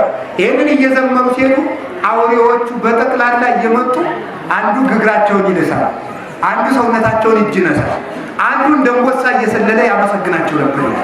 ባራዊት ላይ ስልጣንን የሰጠ ሃይማኖትን የገለጠ መድኃኒዓለም ኢየሱስ ክርስቶስ ስሙ የተመሰገነ ይሁን። እንዲህ አድርጋው በዚህ እያሰቃዩ አውሬውን ሲልኩ ይልቁንም አውሬዎች ወጡና ከወታደሩ 3ቱን ሰባብረው ጣሉት። ከዚያ በኋላ ይሄ ነገር አሁን ነው እኛም በእነ ቅድስት አርሴማ አምላክ አምነናል እያሉ ደግሞ ሌሎቹም ተከተሉ ይላል። ሃይማኖትን አፈሩ፣ በደማቸው ክርስቲያን አበቀሉ። ዮሐንስ አፈወርቅ የክርስቲያን ደም ዘር ነው የሚለው ለዚህ ነው። የክርስቲያን ደም ዘር ነው። ክርስቲያን ሲሞት ሌላ ክርስቲያን ያበቅላል፣ ሌላ ክርስቲያን በደሙ ይበቅላል። ስለዚህ እንዲህ እያደረጉ ሲኖሩ ከዚህ በኋላ ደግሞ አሁን ቅድስት አርሴማ አስገብቶ ይጠይቃታል። እኔ እኮ በቤተ መንግስት ነግሰሽ እንድትኖሪ ነው። ያንተ መንግስት እንደ ትቢያ ይመስለኛል። እኔ በሰማይ መንግስት በክርስቶስ መንገስ ነው የምፈልገው፣ የምድር ሹመት አልፈልግም። አንተ ውሻና እሪያ ትለዋለች። የውሻ ትኛለሽ እንዴ ሲላል እንዲያውም ከውሻ ትብሳለህ። ውሻ እንጀራ የጣለለትን ያውቃል፣ አንተ ግን የፈጠረህን አታውቅም። አንተ ከውሻ ትብሳለህ እያለች ትናገረው ነበር። ይህንን ሲያደርጉባቸው ከዚህ በኋላ በሩ እሳት አንድዱ ተባለ። እሳት ነደደ። አሁን እንግዲህ እናንተ እኔና እናንተ ራሴን ፈለጠኝ ሆዴን ቆረጠኝ ብለን ዳዊት የምናቆም ሰዎች ነው። ሰማዕታት ግን ክርስትና የኖሩት በእሳት መካከል ሌሎቹ ክርስትና ቀልድ አይደለም። እውነቱ ማለት የምቾት ክርስቶስ ሞቶ የሰራትን ክርስትና ተኝተን አንዘራ፣ ተግተን ነው የምንይዘው። ከዚህ በኋላ እሳቱ ነደደ። እሳቱ በሙሉ ነዶ ከርቀት ይሰማ ነበር። በሙሉ እሳቱን የሚያቀጣጥል ዲን በሙሉ ተጨምሮበታል። የሀገር እንጨት በሙሉ ተጨምሮ ከፍ ብሎ ነደደ። ከዚያ በኋላ ከዚህ እሳት አትግቡ፣ እንግባ፣ ሰማዕታት ከገቡበት እንገባለን እያለች ቅድስት አርሴማ ትሰብካቸው ነበር፣ ታጽናናቸዋለን ነበር። 27ቱን ሰማዕታት በሙሉ እንዲህ ሲደረግ ከሰዓቱ መጀመሪያ ማን ይግባ? እንዳፋይ ቀና ጎዳና ይላል የሀገራችን ገበሬ። እንዳው አይቀና ጎዳና በወሬ ሲያወሩት ቀላል ነው፣ ሲሄዱት ነው ከባድ። የሁለት ሰዓት መንገድ እንደሄዱ በርከም ይመጣል። ክርስትና ሰማዕትነት ነው ሲሉት ቀላል ነው። ሰማዕትነት ሲመጣ ነው የሚቸግረው። ከእሳቱ ፊት ማን ይግባ? ከዚያ በኋላ እሳቱ ነደደ። ቅድስት አርሴማ ቀደመችና እየመራችው ነው። ከዚህ ሰዓት ልትገቢ ነው? ኧረ ተይ ግድ የለሽም፣ ይሄን የመሰለ መልክሽን አታበላይ፣ ለእኔ ሚስት ሆኜ አላት ንጉሡ። እሳቱ ገብተሽ እንዳልረባት ወይ ምን ተይሬሰው እሳት ለወርቅ ዘይነላ ያጸረው እሳት ወርቅን ያጠራዋል እንጂ ምን ያደርገዋል አንተ ሰነፍ አለች። ስለዚህ ከእሳቱ ገባ ጌታዬ ኢየሱስ ክርስቶስ ከሁሉ ያድነኛል። እመኒ ሆርኩ ውስጥ ተጽላሎተ ሞት እየፈራሁ ለኩስ ማለት ምስሌ። ስለዚህ ወደ ጨለማው እንኳን ብሄድ ወደ ሞት ጥላ ብሄድ እንኳን አንተ ከኔ ጋር ነህና ክፉን አልፈራም። እግዚአብሔር ያበርልኝ ምንቱን ያፈራሃኒ እግዚአብሔር ምእመና ለሕይወቴ ምንቱን ያደነግጸኒ። እግዚአብሔር የሕይወቴ መታመኛዬ ነው። እግዚአብሔር ብርሃኔ ነው። ምን ያስደነግጠኛል? እመኒ ጸባኒ ታይም እየፈራሃኒ ልቤ። የአገር ሰው በሙሉ ከቦ እኔን ቢያስጨንቀኝ ልቤ አይደነግጥብኝም እያለች እየዘመረች ከእሳቱ ገባ። 27ቱም ተከታትለው ገቡ። ቀሳውስቱ ዲያቆናቱ ገቡ። ሲገቡ እሳቱ እንደ ውሃ ቀዘቀዘላቸው። ጌታችን መድኃኒታችን አላችሁ መጽሐፍን አንትሙ ይኸው ሰማዕታት ክርስቶስ ሁሉን ቻይ መሆኑን በሰማዕታት ሕይወት ተገለጠ። ሰማዕታት የክርስቶስ መታወቂያዎች ናቸው የሚባሉ ለሱ ነው። ልጅ ይባላል። ምን ያህል አባቶቻችን ይላሉ፣ ልጅ የእናት አባትን ለብስ በማዛው ያውቀዋል። ይሄ የማማ ኩታ ነው፣ ይሄ የአባባ ኩታ ነው ብሎ ያውቀዋል። እኛም የክርስቶስ ልብሶች በመሆናችን በእኛ ሌሎች ክርስቶስን ያውቁታል። ከዚህ በኋላ ክርስቶስን ካህንነቱን እሳት አብርተው ገለጡ። ሌላም ቅጣት መጣ። ከዚህ የባሰ ደግሞ ምን በጦማቸውን ከባዶ ቤት ውስጥ ለ7 ቀን ያለ እህል ያለ ውሃ ዘጓቸው። ዛሬ እንዲህ ተሰብስበን የምናከብራት እንደዚያ ነው። ሩጣ የቀደመች ስለሆነች ነው። በሙሉ እዚያ ውስጥ አንድ ዲያቆን ነበረ። ረሃብ ክፉ ነው ጎበዝ፣ እንደዚህ ነው መፎከር አይደለም። ወደ ፈተና አታግባ ይሉታል። ረሃብ ክፉ ነው። እዚያ ሰው እኮ ይወዳል። ሰው ያለ ምግብ ስንት ቀን የሚቆይ አይ የሳይንሳችሁ ነው። ስንት ቀን? 7 ቀን። ሌላ ግን የባሰ ነገር ይገራል። የእግዚአብሔር ሁኔታ እንድታውቁ ነው። ሳይንስ እንደሚለው ሰው ከ3 ቀን በላይ እንቅልፍ ቢያጣ ያብዳል። የለም ማለት ነው። ይሄው ማጥፋው በእንቅልፍ አሁን ዲያና መስሎት ነው። እግዚአብሔር 3 ቀን እንቅልፍ ቢነሳ አይምሯችን እንደምናጠፋ ማለት ነው። ስለዚህ ተመልከቱ፣ እንዲያው ዮሐንስ አፈወርቅ የሚለው በዚህ ዓለም ላይ እንደ እንቅልፍ ያለ መጽናኛ የለም። አሁን ለሰው እናቱ ትመጣበት ጠላውን ሰጠው አይጠጣልም። እናቴ ነው። ልብስ ገዝተን እናመጣለን ታይተናል። ሲተኛ ግን እናቱ ይረሳል። ትክክለኛው ማጽናኛው እንቅልፍ ነው አይደል? ወንቱ ማለት ግን እንደዚያ ተላቋት አያሳተኙ አለ። መጸለይ ይገባል። ሌሊቱን ሙሉ ተኝቶ የሚያድር ሰው ፈጣሪ የለብኝም ማለት ነው ያሉ ሰለስቱ። ሌሊቱን ሙሉ ተኝቶ የሚያድር ለዚህ ሌሊት ፈጣሪ የለውም ማለት ነው። ለዚህ ሌሊት አስተዳዳሪ የለውም፣ ጌታ የለበትም፣ እንደፈለገ ይሁን። ቀኑን አለመጸለይ ለዚህ ቀን ፈጣሪ የለውም ብሎ እንደመካል ሌሊት ተክቶ ቢያንስ 1 ሰዓት 30 ደቂቃ ብሎ ያቁምን ተነስቶ እግዚአብሔርን አመስግኖ ከደከመ ዞሮ መተኛት ይገባል። ይህን ማወቅ ስለሚገባል 7 ቀን ራባቸው። ሲርባቸው ተመልከቱ። አንድ ዲያቆን እኔ ቸገረኝ ምግብ ከታጣ አጉል ነው። እኔ እንዴት አድርግ ነው የምትሉት? ግን ይችላል አይታልቆ ነው አይድረስ ነው የሚባለው ማለት ነው። ከዚያ በኋላ ምን አደረገ? ቆዩ እስቲ ለቅድስት አርሴማ ነገሯት። ከዚያ በኋላ ሰው እግዚአብሔር አመለከተች። አሜቱ ስጋህን ቆርሰህ ደምህን አፍስሰህ የሰጠህን ፍጹም የሕይወት እንጀራ የምትሆን ኢየሱስ ክርስቶስ ሆይ በእንጀራ ምክንያት አንተን እንዳንክድህ ጠብቀን፣ የሚሆንን ነገር ስጠን፣ የዕለት እንጀራችን ስጠን። ያ ፈቃድ ካልሆነ ደግሞ ያለ ምግብ አብረታን ላጸልይ። ስትጸልይ በ7ኛው ቀን ጻዕዳ ህብስት በመላእክት እጅ ወረደላቸው። ቅድስት አርሴማ አወረደች። ሁላችሁንም ምራን በጸሎቷ ታስወግድላችሁ። ስለዚህ ከዚህ በኋላ ራባችን ክርስቶስ ነው፣ ስጋውና ደሙ መቀበል ነው። ያንን እንድንቀበል በጸሎቷ ተጠብቀን ከዚህ በኋላ ተመልከቱ አወረደላቸው። ሲወርድ ምን ታደርጋለች? አሁን 7 ቀን ጾማችሁን ሰጥታችሁ እንጀራ ከች ምን ታደርጋለች? የምናደርገው ነው እንኳን ግን እነሱ ምን አሉ? ይህንን የመሰለ ርስት ሳንቀድስ አንበላውም። ቅዳሴ ነው መጀመሪያ የምንቀድስበት እንጂ ይህንማ መብላት አይገባም ብለው መጀመሪያ ቅዳሴ ቀደሱ። ያንን ስጋው ደግሞ ተቀብለው የተረፈውን ተመልከቱ። ከመስዋዕት የቀረውን ማለት ነው። መስዋዕት አለ። መስዋዕት አቅርበው ቅዳሴ ቀድሰው በዚያ ዓመት ስጋው ደግሞ ተቀበሉና የተረፈውን ተመገቡ። መጀመሪያ ለነፍስ ነው የሚታሰበው፣ ቀጥሎ ለስጋ ነው። 7 ቀን ጾሙን ሰንብተውን ሰው ማስቀደስ ያለው እግዚአብሔር ያሳያችሁ፣ ክርስቶስ ያበረክታችሁ። እኛ አሁን እንግዲህ ዛሬ ስላስቀድስ ነገ መተኛት ነው የኛ ነገር ነው። እነሱ ግን 7 ቀን ተርበው ያስቀድሳሉ። ቅዳሴ ቀላል እንዳይመስላችሁ። ሊቀ ካህናት ኢየሱስ ክርስቶስ ራሱ የሚገኝበት ስጋው ደግሞ የሚለውጥበት ራሱ ስጋ ሆኖ የሚፈተትበት ህብስቱን የሚፈተትበት ወይም ሆኖ ተቀርቶ የሚሰጥበት እሱ እንጀራ ሆነን የምንመገበው መጠጡን የምንጠጣበት ሰዓት ስለሆነ የአምልኳችን ዘውድና አክሊል ፍጻሜ ምንድን ነው? ቅዳሴ ነው። ሰው ቢማር ለቅዳሴ ነው። ሰው መጽሐፍ ቢተረጉም ለቅዳሴ ነው። ሰው ቅኔ ቢማር ለቅዳሴ ነው። ክብሪት ይሌል ነው። ሰው አቋቋም ቢማር ለቅዳሴ ነው። ሰው ዝማሬ ቢማር ለቅዳሴ፣ ሰው ድጓ ቢማር ለቅዳሴ ነው። ስጋው ደግሞ መቀበል አያችሁ። ማታ ሰዓታት ተቆመ፣ ማይሌት ተቆመ፣ ስብከትም ተሰበከ። ኋላ ምን ይሁን? ቅዳሴ ተቀደሰ። ክርስቶስን ስጋውና ደግሞ መቀበል። ስለዚህ ደግሞ ያን አስቀድሰው ተመገቡ። እኛም አስቀድሰን የሕይወት እንጀራ ክርስቶስን ለመመገብ ያብቃል። በኋላ ያንን ተመገቡ። ረሃቡን በዚህ አሸነፉ። ብርሃኑ ቦቅ ቦቅ ቦቅ እያለ እስቲ ከእስር ቤት አውጧቸው። ደግሞ እነዚህ አቅፎ ዋቸዋል ማለት ነው። የብርሃን አክሊል ሲወርድላቸው አይቻለሁ። እንዲያውም ትቼዋለሁ፣ በእነሱ አምላክ አምኛለሁ።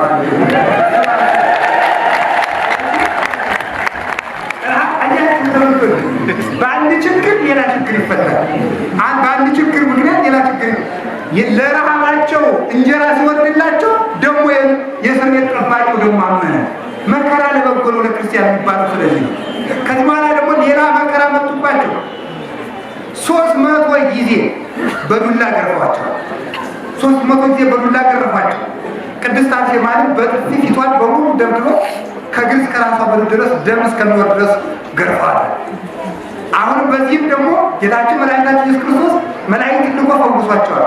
መጨረሻ ላይ ቀስት አመጡና በቀስት ደግሞ ወጓቸው። ደግሞ በቀስት ወጓቸው ግን መላእክት ቀስቱን እየተቀበሉ ወደ ወታደሮቹ ይመልሱት ነበር። ከዚያ በኋላ እነሱ በፍጹም ሰላም አምላካችን መድኃኒታችን ኢየሱስ ክርስቶስን አመሰገኑት። እንዲህ ሲሉ ከቆዩ በኋላ ከቃሉ ጋር ናችሁን? እግዚአብሔር ከሁላችን ጋር ይሁን። ምን ይደረግ እንደው እናንተ ብሎ ሲጠንቋይ ይፈልግ ተባለ። እችን አርሴማ የምትባል ምን እናድርግ ተብሎ ጠንቋይ እንስራ ተባለ። ጠንቋዮች በሙሉ አንዱ የቅድስት አርሴማን መጽሐፍ ይጽፍና ስም ይጽፍና በእሳት ያቃጥለዋል። አንዱ ደግሞ ይህንን አፈር ቆንጥራችሁ በዚህ ደግሜበታለሁ ወስዳችሁ ዱካዋ ላይ ጣሉት ይላል። አንዱ ጨርቋን እንዲያርጋችሁ ፋቱት ይላል። እንደዚህ ቢላችሁ ማንም ሰው አትጨነቁ። በመድኃኒዓለም የሚያምን ሰው እገሌ ደገምኩባችሁ ውሸቱን ነው። እንደውም እውነቴን ነው የምነግራችሁ፣ በዚህ ዘመን ጠንቋይ የሚሄድ አይሆንለት ውሸቱ ነው እንጂ ጥንቆላቸውም አይሰራም። ማምላክ ከልብ ነው ነገራችሁ። ማማተም ነው ያለባችሁ። በጌታ በኢየሱስ ክርስቶስ ትምህርተ መስቀል ካላችሁ ሁሉ ይሻላል። ስለዚህ ተመልከቱ፣ ድግምት ሆነ። እባካችሁ አጋንንት ስሙን ብለው ጸለዩ ጠንቋዮች። አይ ሌላ ሰው ያዙ ብትሉን እንመጣ ነበረ፣ ግን ለአርሴማ ሲሆን አንመጣም ማለት እሷን ለመያዝ እንኳን አይሆንልንም።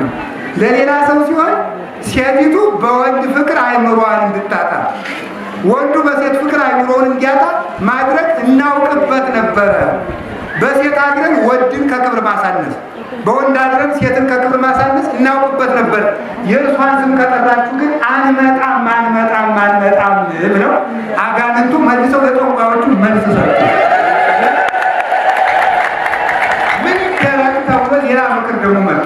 ምን እናድርጋት ይችን ሰው አገራችን በሙሉ እኮ አሳተችው ተባለ። አይ ከጣዖቱ ምኩራብ ትግባና ጣዖቶቻችን ሰብረው ይጥሏታል። ሁለት ነው የሚሰሩት ቋጥታ ገባች። አንተ ንጉዘልብ እንጨት እኮ ነው ይሄ። አይን እያለ አንተ ራስህ የጠረብከው እኮ ነው።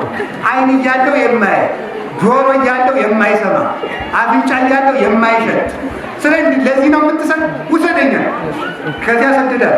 እዚያ ሲሰጡ ጣዖታቱ በሙሉ ተሸፍኖ እንጨት እኮ ነው ውስጡ ግምጃው ተሸፍኖ ለሰ ይሰመሩ መምህራን ወያምሩ መጻሕፍተ ቅዱሳት ይፉድፉዳን ምንቱ እንዳቆመው ለሰባዛት ነው ለአባይ ጊዮርጊስ ጋዜጣ ይሄንን ለሊቃውንት ነግሬያቸዋለሁ።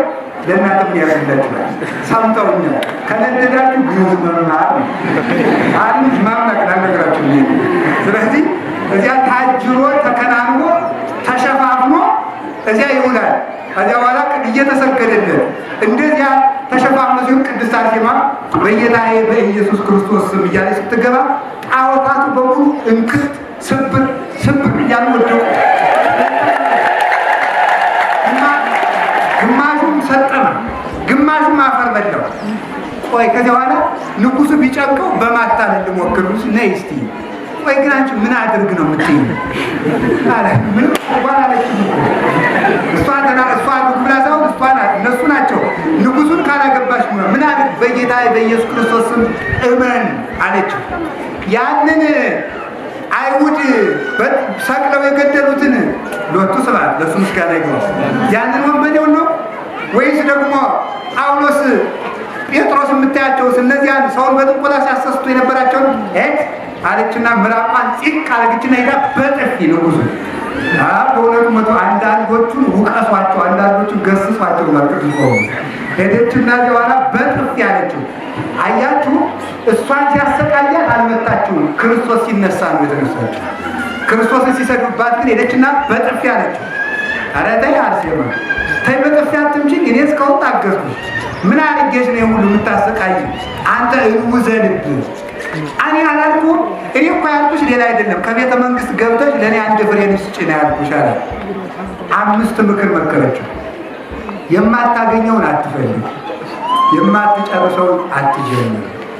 ይኸውላችሁ ተመልከቱ። የማታሸንፈውን አትጣላ፣ ድል የማትነሳውን አትከራከር፣ የማትወጣውን ባህር አትዋኝ አለችው። 5 ምክር። ይሄ በጣም ይሄን ብቻ ብንማማረው ያሳድረን ነበር። እነዚህ 5 ችግሮች አሉ። ስለዚህ የማታሸንፈውን ኢትኩኑ ከመዘይ ዘይጻባ ምስለ እግዚአብሔር ያለው ነው። በእውነቱ ገማርያን ለአይሁድ የመከራቸው ነው። ከእግዚአብሔር ጋር እንደሚጣላ አትሁኑ። ከቅዱሳን ጋር ስትጣሉ ከክርስቶስ ሰማዕታት ከክርስቶስ ሐዋርያት ጋር ስትጣሉ የምትጣሉት ከክርስቶስ ጋር ነው አለ። የሐዋርያት ሥራ ምዕራፍ 5 ላይ ከክርስቶስ ቅዱሳን ጋር የሚጣላ ሰው ከክርስቶስ ጋር ነው የሚጣላ። ስለዚህ የማትጨርሰውን አትጀምር አለችው። ይሄንን አይ እንግዲህ የማይሆን ከሆነ ሰማዕታቱን በሙሉ እሷን ልትፈራ ሌሎችን መጀመሪያ ገደሏቸዋል። 27ቱን በአንድ ቀን ሁሉንም ገደሏቸው በሰይፍ እያሉ ነው። በሰይፍ እያሉ ሲገድሏቸው ከዚያ በኋላ ቅድስት አርሴማ ሄደችና አንገታቸውን ሲቆርጡት የሰማዕታቱ አንገት በአየር ላይ ቀጥ ብሎ ለ1 ሰዓት ይቆይ ነበር፣ የክርስቶስ ምስክር መሆኑን ለማሳየት። ያንን ትቀበልና እሷ ከአንገታቸው ጋር ስታገናኘው ሰይፍ እንዳላረፈበት መልሶ ይጋጠም ነበር። ይህንን አይተው ይህንን ታምሲያ ወታደሮች እኛም በነ ቅድስት አርሴማ አምላክ አምነናል የክርስቲያን ደም ዘር ነው ያልኳችሁ። ስለዚህ የክርስቲያን ደም ዘር ነው። ወታደሮቹ በጠቅላላ እኛም በቅድስት አርሴማ አምላክ አምነናል እያሉ ተከተሉ። ከዚህ በኋላ እንግዲህ ምን ይደረግ ተባለ። አይ ይችን ሰው ምን እናርጋት? የባስ ጸልያ እንዳታጠፋ እንፈራለን። እንዲያው እንተርክልሃሉና ንጉሥ መሳፍንቱ ቁጭ አሉና ቀድሞም ጊዮርጊስ የሚባል ሰው ተነስቶ እንደኛ ያሉ ነገስታትን 70 ነገስታትን አጥፍቷል። ደግሞ ይህች እንዳታጠፋን በጊዜ እናጥፋት አሉ። ይሄ ምን ይላል? ጊዮርጊስ የምትለው ደግሞ እሱ ምንድን ነው? አይ እንግዲያስ እንደውም እኔውም አምነዋለሁ አሉና ደግሞ ተመልከቱ። ከወታደሮች አሁን ከፊሎቹ በቅዱስ ጊዮርጊስ ስም አመኑ። ገና በታሪኩ ሲጠቀስ ነው። መጨረሻ ላይ ቅድስት አርሴማን እናድርጋት ሲባል ወደ ወስዳችሁ አንገቷን በሰይፍላችሁ ግደሏት። ሩጫዋን ስትጨርስ ይህ ሁሉ መከራ ታግሳ የክርስቶስ ታምር ምልክት ሆና የክርስቶስ መስታወት ሆና ታምራትን አድርጋ የአምላኳን ካህሊነት አሳይታ ሞትን እንደማትፈራ ኢትፍርህዎሙ ለእለ ሥጋክሙ ወለነፍስክሙ ትሰይጡ ቀትሎታ ወባይቱ ፍርህዎሙ ለዘይት ተመልከቱ እምድኅረ ቀተለ ሥጋዬ ተመልከቱ።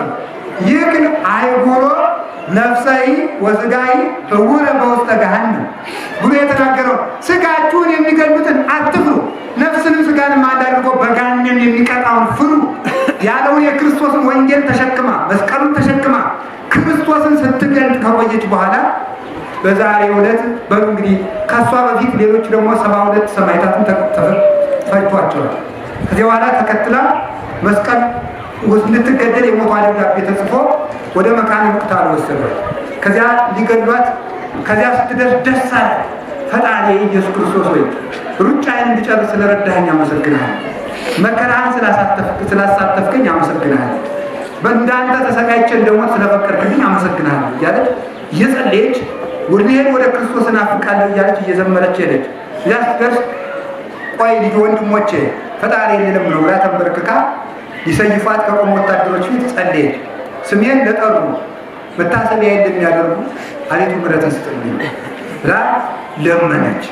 ኢየሱስ ክርስቶስ ደግሞ ፀሐይ ዘዘልፈ ያበረድ በቅዱሳን ላይ ዘላለም የሚያበራ ዘዘልፈ ነው። በሕይወተ ሥጋ ሳሉ ብቻ አይደለም፣ ከሞቱ በኋላም በአፈራቸው በልብሳቸው በመቃብራቸው ያበራል። ስለዚህ እንደዚያ ስለሆነ ለእሷም ቃል ኪዳንን ይሰጣት ዘንድ አያችሁ፣ ጌታ አንድ ነገር ተናግሮ ነበረ። ምን ነው? ቅዱስ ጴጥሮስ ጌታ ሆይ ሁሉን ትተን ተከትለናል፣ ምን ስትሰጠናለህ? እናት አባት ደግሞ መጥወጥ ነው። እስኪ መጥወጥ በሉ፣ ኧረ በሉ፣ እንደገና በሉ። የቅድስት አርሴማ እናቷ ስንት ናት? አያችሁ፣ እዚህ ሁሉ ያሉ ሴቶች እህቶቻችን እናቶች መጥወጥ እናት ሰጣት ማለት ነው። ይሄ ሁሉ ቅድስት አርሴማ ለዚህ ቅድስት አርሴማ ዘመዷን አንድ እናት ትታ 100 እህቶች አገኙ፣ 100 እናቶች አገኙ። አንድ አባቷን ጥላ መንና ይሄ ሁሉ ወንድሟ ነው፣ ይሄ ሁሉ አባቷ ነው፣ ይሄ ሁሉ አክስት አጎቷ ነው። ክርስትና ንግድ ነው የሚባለው ስለዚህ 100 እጥፍ። ስለዚህ የቅድስት አርሴማ ትርፋ ምንድን ነው ካላችሁ እኛን የክርስቶስ አድርጋ ማስረከቧል። ክርስቶስ እኛን ነው ለሰማዕታት የሸለማቸው። ምዕመናን በእነሱ ስም ተሰብስበው እንዲድኑ በማድረጉ ነው። ከዚህ በኋላ ምን አደረገ? በስምሽ ያመናው ስምሽን የጠራው ዝክር የዘከረው ሰው የተራበ የመገበው ሰው እኔም የሕይወት እንጀራን በሰማያት መግበው፣ ስዕልሽን ያሳለውን ሰው ያም ባይሆንለት ለተሳለው ስዕልሽ ሽቱ የረጨውን ሰው ሽቱ ያመጣውን በመዓዛ መለኮቴ አጣፍጠዋል። መጽሐፍሽን የጻፈውን ያጻፈውን ስሙን በሕይወት መጽሐፍ ጽፍለታል።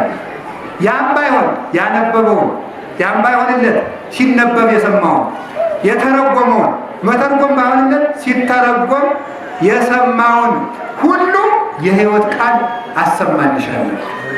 በዕለቱ ዕጣን መጋረጃ ያመጣውን የመከራን እሳት አሻግርልሻለሁ ብሎ በመከራ ሁሉ ውስጥ ሆኖ ስምሽን የጠራውን ሁሉ የፈጥኜ እሰጣለሁ ብሎ ዛሬ ቃል ኪዳን ገባለን። ለሁላችንም ተስፋ ሰጠ መድኃኒዓለም ኢየሱስ ክርስቶስ። አያችሁ የሁላችሁ እንዲህ ያለ ተመልከቱ። አባቶቻችን ይላል መሰለኝ የኃጢአት ስንቱ እንደበዛ የጽድቅም ስንቱ በዝቷል። በልቱ ሁላችሁ አሁን የፖለቲካ መፈክር ቢሆን ትሉት ነበር። የኃጢአት ስንቱ እንደበዛ የጽድቅ ምኑ በዝቷል? ስንቱ አያችሁ። መግቢያ በዛ ማለት መግቢያ በዛ። በአርሴማ በኩል አድርጎ መግባት፣ በጊዮርጊስም በጉድባት፣ በመርቆሬዎስ በፋሲለደስ፣ በተክለ ሃይማኖት፣ በሚካኤል በገብርኤል፣ በድንግል ማርያም እያሉ ወደ ዋናው ቀን ወደ ኢየሱስ ክርስቶስ መግባት ነው። አያችሁ መግቢያ ያበዛልን መድኃኒዓለም የተመሰገነ። መግቢያችን ብዙ ነው፣ ተስፋ አትቁረጡ። እነዚህ ሁሉ ቅዱሳን ክርስቶስ የከፈተልን ወደ እሱ የሚያደርሱን እሱ የከፈታቸው በሮች ናቸው። እሱ ያፈለቃቸው ምንጮች ናቸው። ከትክክለኛው የሕይወት ውሃ ከእሱ የሚያደርሱ ምንጮች ናቸው። እነዚህን ያፈለቀልን መድኃኒዓለም ክብር ምስጋና ይግባው። በመጨረሻ አንገቷን ሊቆርጡት ሲሉ ምን አደረጉ መሰላችሁ? አንገቷን ሊቆርጡት ሲሉ በሉ እንግዲህ የታዘዛችሁን ፈጽሙ አለች፣ ጸሎቷን ስትጨርስ። ከዚያ በኋላ ሊሰይፏት አንገቷን በሙሉ እዚህ ላይ ያለው ጨርቅ ዝቅ አደረገው። ምን አደረገችው? ምን ብላ ደግመው እንዳያዳግማቸው በአንድ ጊዜ እንዲቆረጥላቸው እንዳይደግማቸው እኮ ነው። የራሱ ፍቅረ ቢስ ልብሷን ይህን ዝቅ አድርጋ አንገቷን በደንብ ከፍ አድርጋ ሰጠቻቸው። ለሚቆርጧት ስትሰጥ ከዚህ ሳ ምን ሆነ? ሲያዩት ፊቷ እንደ ፀሐይ ያበራ እንደ መብረቅ ወታደሮቹን ወደኋላ ይጥላቸዋል። ሲጥላቸው ከዚያ በኋላ ኑ እንጂ ፈጽሙ አለቻቸው። አይ ፊትሽን ሸፍኝልን ከአንቺ መቅረብ አልሆነልንም ማለት በሉ ጨርቅ ጣልልኝ አለች። ልብስ ምንም ስለሌላት ንጽሕት የክርስቶስ ሙሽራ ክርስቶስን ለብሳ የምትኖር እውነተኛይቱ መቅደስ ናት እንጂ የምድር ልብስ ስታበዛ ስላልኖረች ልብስ የላት። ጨርቅ ወርዶ ጣሉላት፣ ብጣሽ ጨርቅ። በዚያ ፊቷን ሸፈነች። ከዚህ በኋላ አንገቷን ቆረጡ። ትክክለኛ የክርስቶስ ሙሽርነትን ፈጸመች። ዛሬ ጋሏን የጨረሰችበት ነው።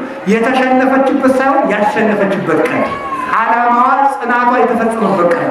ዛሬ በትክክል አክሊሏን ተቀበለች። አንገቷ ሲቆረጥ ውሃ፣ ደም፣ ወተት፣ ማር ከአንገቷ ፈሷል። ውሃ የፈሰሰ ስለ ጸሎቷ ብዛት፣ ወተት የፈሰሰ ስለ ንጹሕ ድንግልናዋ፣ ማር የፈሰሰ ስለሚጣፍጠው አንደበቷና የክርስቶስን ቃላት ወንጌል ስለመሰከረችባቸው አንደበቷ ነው። ደም የፈሰሰ ስለ ትዕግስቷ፣ ስለ መከራዋ። ስለዚህ ትዕግስትን ገንዘብ ያደረገች፣ ጸሎትን ገንዘብ ያደረገች ንጽሕት ተመልከቱ። ከመነኮሳት ጋር ድንግል፣ ከሰማዕታት ጋር ትዕግስተኛ፣ ከሐዋርያት ጋር የወንጌል ምስክር የሆነች የክርስቶስ መስታወት የሆነችው ቅድስት አርሴማ በዛሬው ዕለት የብርሃን አክሊል ተቀብላ ክርስቶስን መስላ ክርስቶስን ተዋሃደች። እንኳን ደስ ያላችሁ።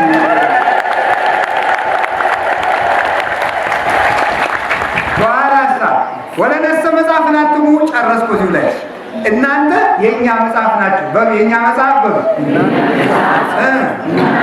ስለዚህ ቅድስት አርሴማ የማን መጽሐፍ ናት? የክርስቶስ መጽሐፍ በሉ። የክርስቶስ የቃሉ መገለጫ ትክክለኛ ክርስቶስን ያሳየች የወንጌል ምስክር እሷ ናት። ክርስቶስ ከሞተ በኋላ በትንሣኤው ታምራትን እንደገለጠ እሷም ከሞተች በኋላ ታምራትን አድርጋለች። ከታምራቱ አንዱ ሲያሰቃያት የነበረው ንጉሥ አርሴማ ሞተች ሲሉት ልቡ እንውዝ ሆነ። እንውዝ ማለት ልበቢስ ሆነ ማለት። እንጀራ ብልተው ጥራት በልቻለሁ ትናንት ይላል። ደግሞ ምን ይላል? አንድ ቀን ጥራት ወደ አየር አውጡና ልዝናና አለ። ወደዚህ ስቀሉኝና አብዶ ነበረ። ኋላ ደግሞ ወስዶ እስቲ ወደ ጫካ እንውሰደው እንደ አይምሮ ቢመለስ ብለው ወደ አሳማው መንደር ወሰዱ። በዚያው ምን ይሆናል? ሪያውን አሳማ ሆነ። ደግሞ ጅራት አውጥቶ ቀንድ አውጥቶ እንደዚያ ሆኖ አውሬ ሆነ። አውሬ ሆኖ ሲኖር ቅድስት አርሴማ ይነግረዋለች። አንተ እንውዝ ልበቢስ፣ እኔ ሳለሁ ብትመለስ ጥሩ ነበር። የኋላ በኋላ ግን አንተ መመለስ አይቀርም ማለት ነግረዋለች። ትመለሳለህ። በቅዱስ የሚገርማችሁ በቅድስት አርሴማ ልደት ጊዜ ጉድጓድ ውስጥ ተጥሎ ከቅድስት አርሴማ ልደት በኋላ ይቅርታ፣ ጉድጓድ ውስጥ ተጥሎ የሚኖር ቅዱስ ጎርጎርዮስ ዘአርማንያ የአርማንያው ሊቀ ጳጳስ ታላቁ ሊቅ የቅዱስ ጎርጎርዮስ ነበረ። ንጉሱ ለክርስቶስ ሲመሰክር ጠልቶት ጉድጓድ ውስጥ ጥሎት ነበር። ከጉድጓድ ውስጥ ሲጥለው አንዲት ሴት አይታ ነበርና በገመድ እንጀራ እያቀበለችው 15 ዓመት ከጉድጓድ ውስጥ ነው። ከዚያ በኋላ ቅድስት አርሴማን ካሰቃየ በኋላ ይሄ ንጉሥ ልበቢስ ሆነ። ለእህቱ እግዚአብሔር ራእይ ገለጠላት።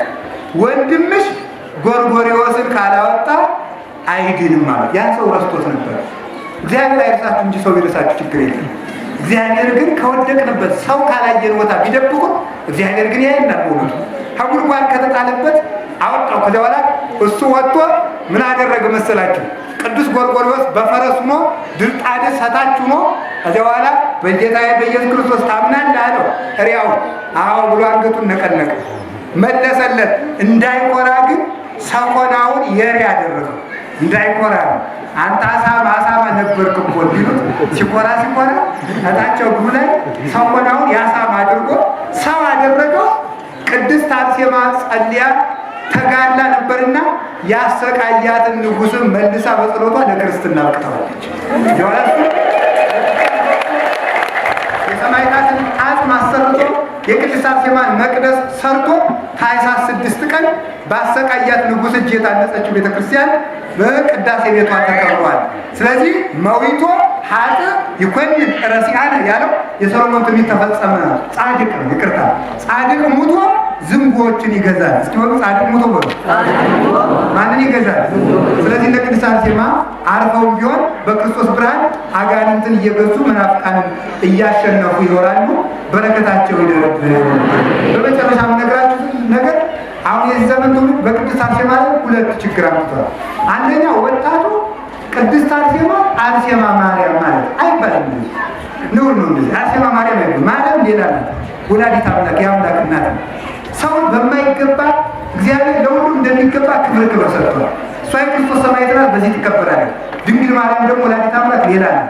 ስለዚህ በእሷ ስም የሚነግድ አጋንንት አለ። በየስፍራው የሚያጭበረብሩ ባይታዋንን የሚሉ ሞልተዋል በእውነት ማለት።